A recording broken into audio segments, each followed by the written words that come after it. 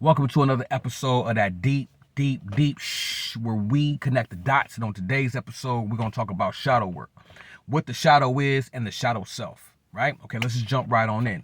So when it comes down to the shadow is part of the psyche or the ego that we cannot see as people. We can't see our own shadows, you know what I'm saying? So there's elements of our personality or our persona that stick out to the public or stick out to the world that we just don't pick up on. Other people can see it, like, it could be negative traits, it could be bad traits, it could be good traits. They're just traits. So let's just say, oh, you're hard to deal with, you're hard to work with, you don't communicate well, you're an asshole, you're a jerk, you're inconsiderate, you're angry, or whatever the case is. You have all of these things that are built up in the shadow and you can't see it. So when people be like, hey man, you're kind of hard to deal with, and you're like, who, me? Not me. No, I'm the easiest person to get along with.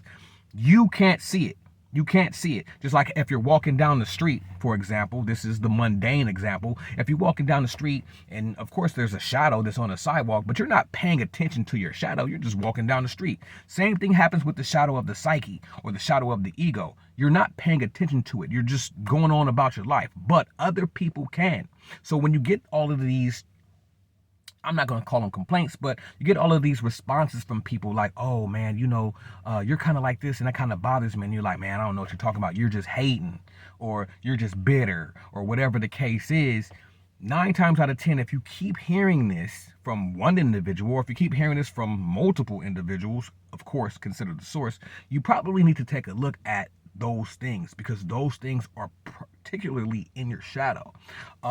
Reason why this is important is because if you're working on yourself truly, you need to do the shadow work to actually truly change. Because people could change clothes, people could change cars, people could change cell phones, but do they really change? You're just changing the outside. You have to change what's inside, and what's inside is the darkness. You have to go into the dark aspects of your psyche. The things that you hide from yourself are part of your psyche. They can come from childhood trauma, childhood pain, anything, deaths, breakups, whatever, but they get buried into the psyche and they become your persona. You can change the surface, they're still there. Another reason why this should be worked on is because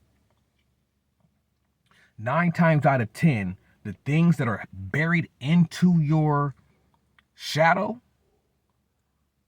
that are hidden from you, are the things that you hate in other people. The things that you despise in other people are actually inside of your shadow, and you are that. You know what I'm saying? So, oh man, I can't stand a person that procrastinate. You're probably a procrastinator or have a fear of procrastination. And that can unfold into a whole lot of other byproducts, but it's still in the shadow. So that's a good clue. When something irritates you about somebody else, usually you have those traits. Okay, so this is why it's important to recognize the shadow. Another reason why it's important to recognize the shadow is because those things that are inside the shadow,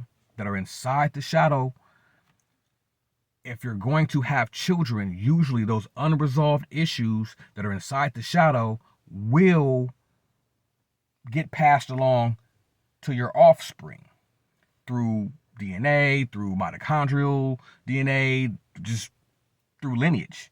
These things get passed along. This is how you have a lineage of trauma. We feel this as melanated people from having the lineage of trauma as slaves. Unresolved issues. You understand what I'm saying? We also have resolved issues. That kingdom, that kingship, that queenship is also in the shadow as well. So the shadow is not always negative. There are things that are in the shadow that can be uncovered or unearthed that are positive as well. So this is why, another reason why it's important to go into the shadow. Lastly, if you do have children and they have behavior issues, they have little things that they need to be, worked with on. Usually it comes from traits that they got from your shadow. So understanding what's going on with you will help you understand how to mold your children, or at least assist them in their growth process as well. You know what I'm saying? So that's about it. You already know the deal. Log on newmysteryschool.com. Get at your boy. You already know what we do there. Get a study session. Rock with your boy. I'm gone.